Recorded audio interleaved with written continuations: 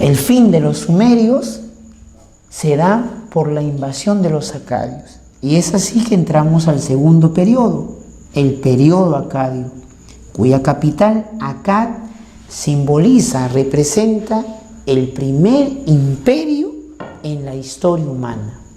O sea, Mesopotamia es el origen de varias cosas, ¿no? Porque ahí se están desarrollando las primeras civilizaciones, como he dicho, ¿no? Ahora, se conoce el artífice de esa expansión imperial.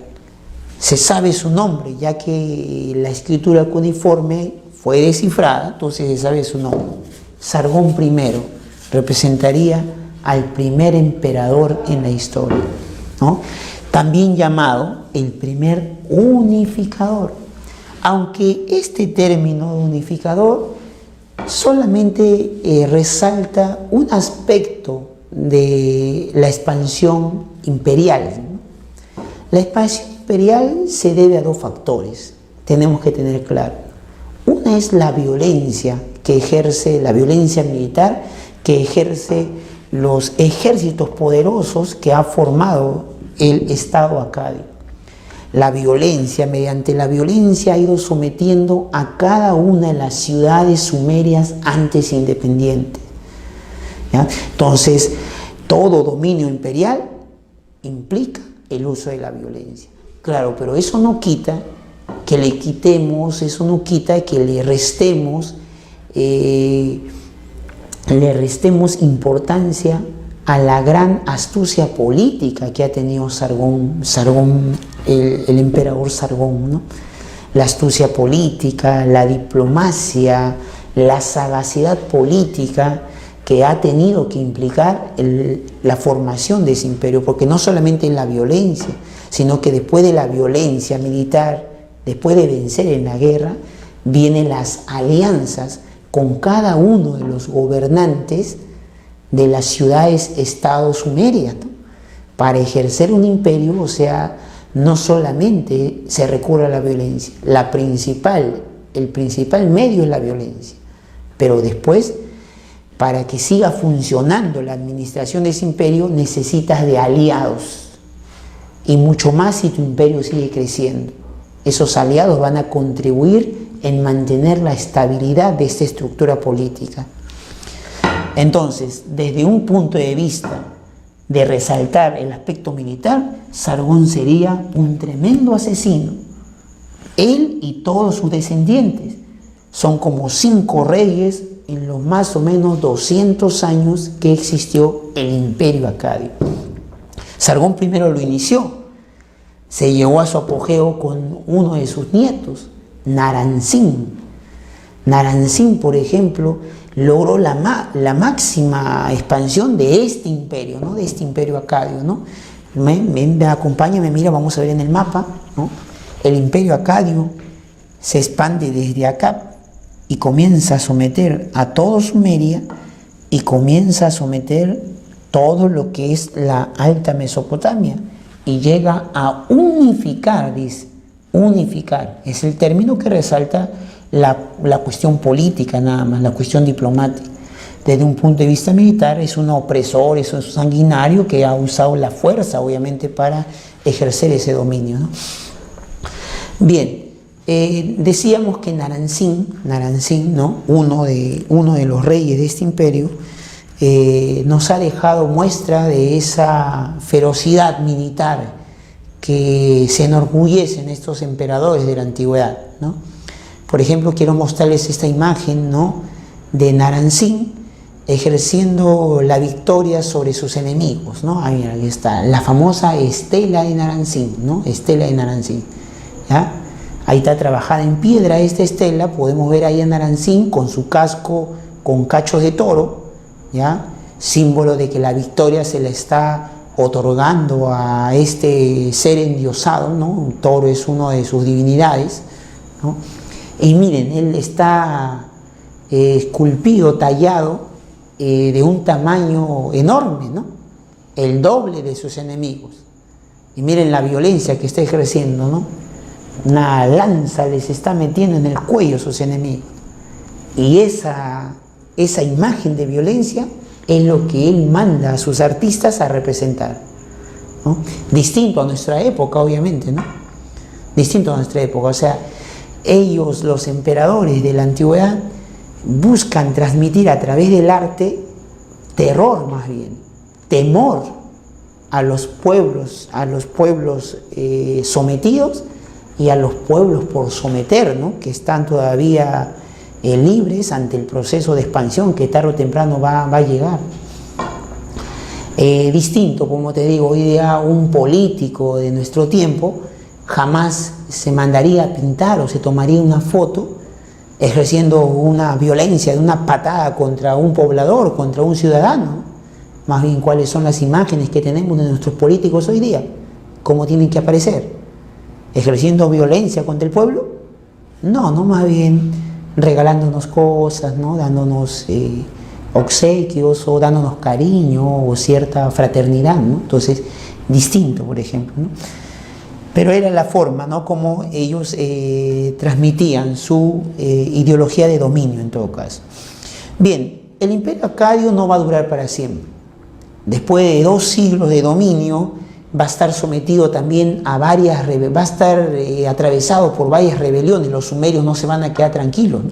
Constantes rebeliones sumerias van a debilitar el imperio hasta que finalmente un pueblo llamado los gutis va a aprovechar la debilidad del imperio, ya que se va, poco a poco van a liberarse los sumerios, ¿no? Van a liberarse, y al liberarse van a debilitar al imperio hasta el punto de que solamente va a reducirse a la capital.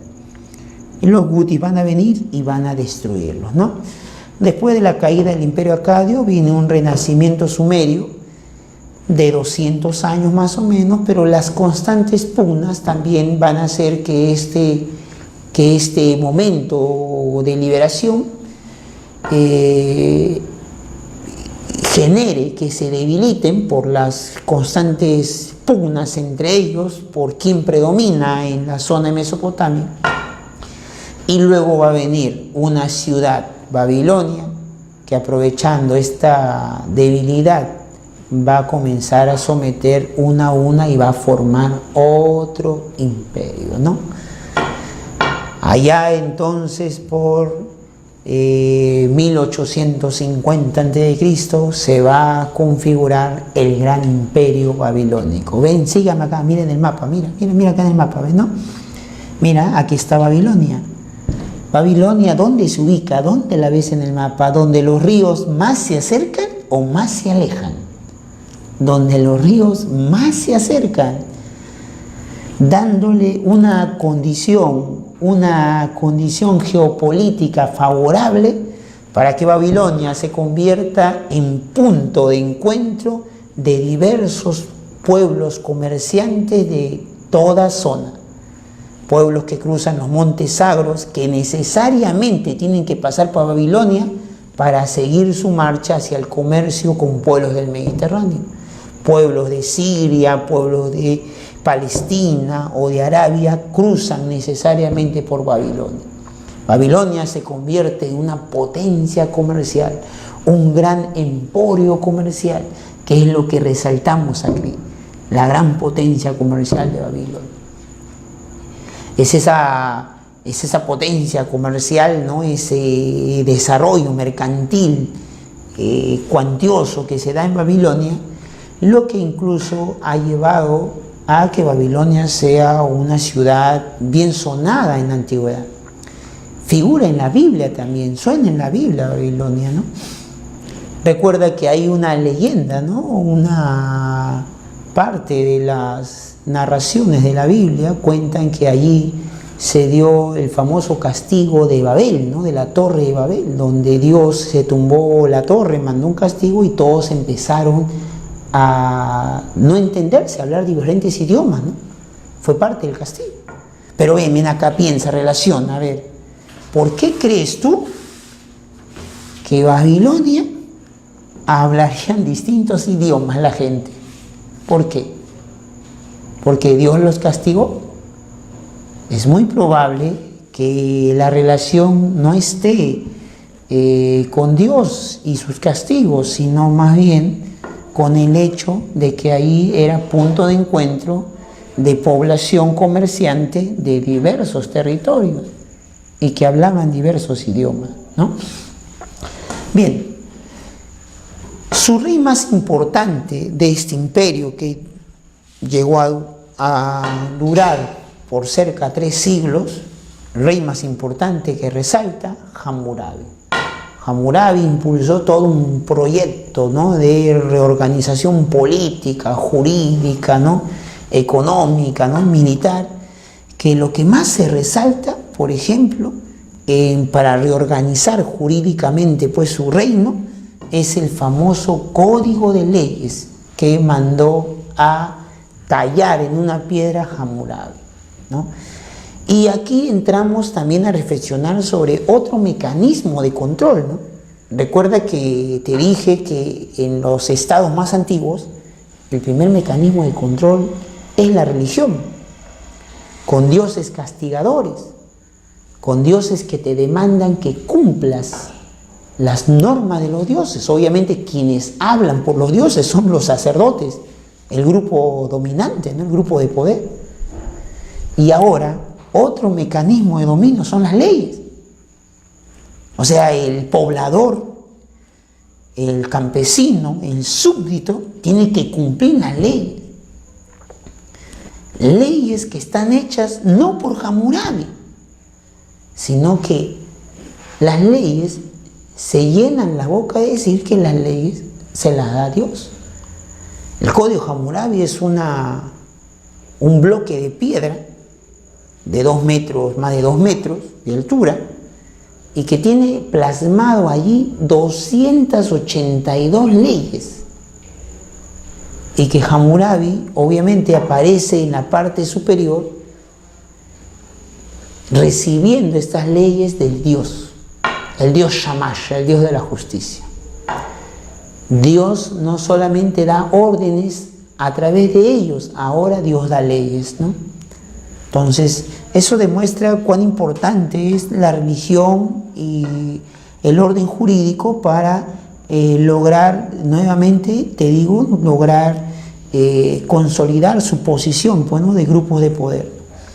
Bueno, no solamente trata sobre varios temas, ¿no?, sobre la propiedad, ¿no?, la propiedad, temas de arriendos también, ¿no? Hay temas ahí en las leyes, 282 leyes, hay temas de cuánto se debe pagar por alquilar unas tierras de cultivo, ¿no? Recuerda que entre la población libre de estos pueblos había nobles y había campesinos, ¿no?, que si bien es cierto no eran esclavos, pero no tenían tierras, ¿no? El control de las tierras es lo que diferencia la riqueza de unos y de otros, a pesar que no eran esclavos, ¿no? Hay temas de familia también, se castiga a la mujer adúltera, a la mujer que engaña a su marido. Hay temas de administración, hay temas de comercio. Y este código de leyes quizá es bien conocido por un principio que guía los castigos, ¿no?, que guía la justicia de estas leyes.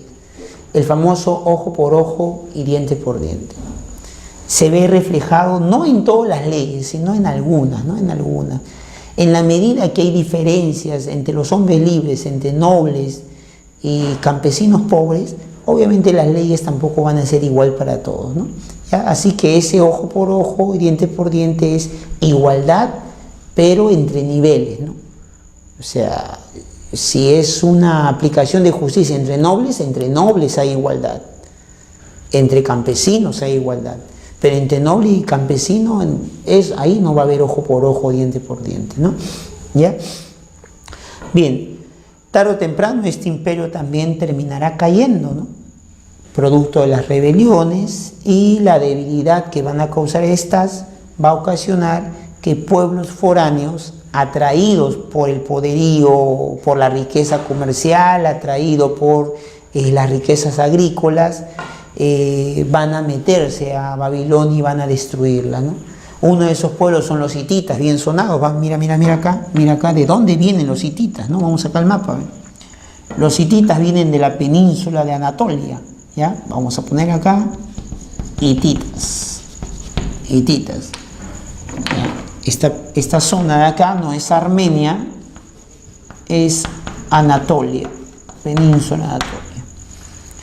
Y los hititas vienen con todo, ¿no? Invaden todo lo que es Babilonia, ¿no? Destruyen este imperio que ya estaba debilitado, decíamos, por constantes rebeliones, ¿no? Eso es lo que sufre todo imperio, ¿no? ¿Ya? Traen armas más sofisticadas, un metal más sofisticado, el uso del hierro. Los hititas se metieron, robaron, torturaron, mataron, violaron y se fueron. Otro pueblo viene después, los casitas. Entraron, robaron, mataron, violaron y construyeron su casa. Y los casitas se quedaron en el territorio de Babilonia por cerca de 5 largos siglos.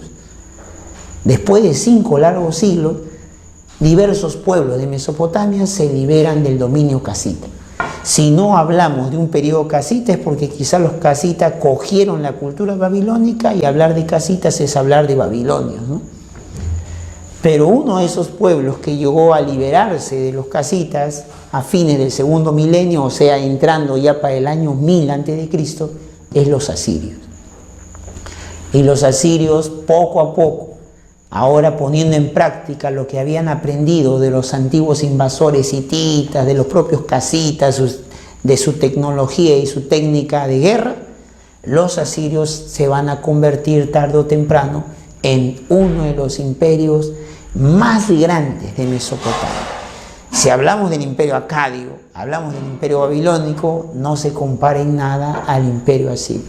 Y lo peor todavía, el imperio asirio es uno de los imperios más sangrientos y usan el terror en la guerra.